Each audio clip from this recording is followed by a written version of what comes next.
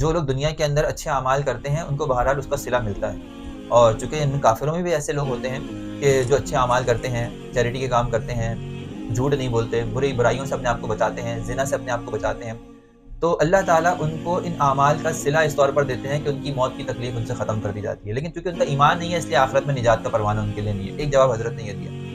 دوسرا جواب حضرت نے یہ دیا ہے کہ بعض اوقات اللہ تعالیٰ کسی کے اچھے اعمال کی وجہ سے اس کو مرنے سے پہلے ایمان کی دولت سے نواز دیتے ہیں، اور